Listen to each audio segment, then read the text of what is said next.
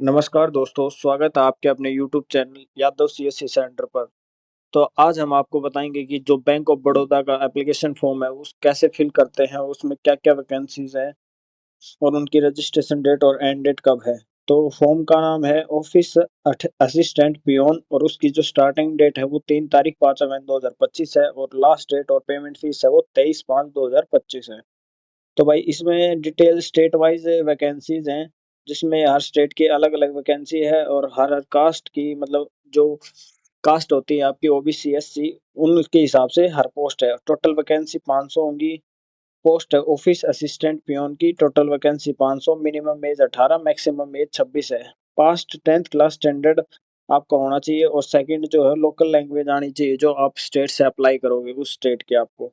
उसके बाद official website पे आ जाते हैं और सबसे पहले आपको रजिस्ट्रेशन करना होता है, तो click here for new registration पे क्लिक करना है आपको।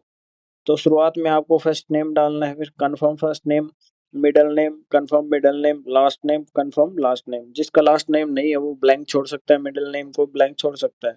उसके बाद आपको मोबाइल नंबर डालना है, कंफर्म मोबाइल नंबर डालना है। उसके बाद ईमेल में डोमेन नेम सेलेक्ट करना है @gmail.com या आपकी और कोई मेल हो तो वो सिलेक्ट कर सकते हो। कंफर्म ईमेल आईडी और सिक्योरिटी कोड डाल के यहाँ पे सेव एंड नेक्स्ट पे क्लिक कर देना है।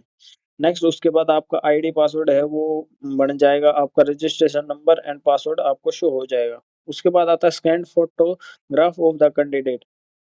तो एक तो भाई आपको फोटो अपलोड करनी है, सेकंड आपको जो कैप्चर है वो आप अपने पीसी से कनेक्ट करके या कंप्यूटर से जो कैमरा होता है उससे खींच सकते हो। Otherwise click here to scan phone. Phone से भी आप यहाँ पे जैसे स्कैन करोगे तो आईडी ऑटोमेटिकली लॉगिन हो जाएगी और अब फ़ोटो आप क्लिक कर सकते हो। नीचे आपको साइन लगा देना है।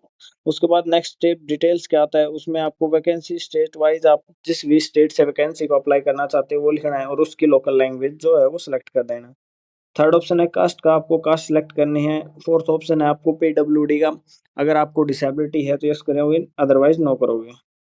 उसके बाद आपको डू नॉर्मल सी चीज़ है, region to which you belong. आप हिंदू मतलब आपकी जो भी बोलते हैं उसको रीजन जो है वो आपको यहाँ पे सिलेक्ट करना है। रिलीजन जो है रिलीजन को सिलेक्ट कर देना है। उसके बाद आप माइनॉरिटी वर्ग से आते हैं तो यस करोगे, नहीं एक्स सर्विसमैन वगैरह या डिसेबल्ड एक्स सर्विसमैन हो तो यस करोगे, अदरवाइज नो करोगे।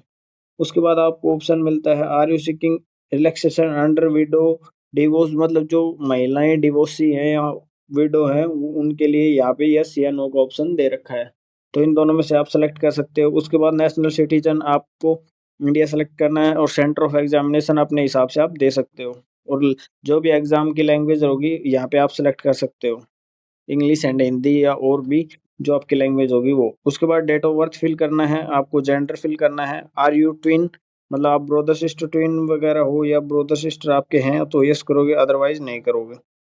उसके बाद आपको मैरिटल स्टेटस मिलता है, फादर नेम, मदर नेम और एड्रेस। आपको नॉर्मल बेसिक डिटेल्स हैं, आपके पिताजी का नाम, माता का नाम और एड्रेस में सेम वही कोरस्पॉन्डिंग और परमानेंट एड्रेस होते हैं। आप चाहो तो अलग अलग फिल कर सकते हो, अगर अदरवाइज आपको सेम है तो आप same as address of corresponding permanent address का सेम टू सेम आप यहाँ पे रख सकते हो। उसके बाद choose the address for GST including, आप परमानेंट पे चाहते हो कोरस्पॉन्डिंग पे चाहते हो। उसके बाद सेव करना है, वैलिड डिटेल्स करना है एंड सेव एंड नेक्स्ट के ऑप्शन पे आ जाना है।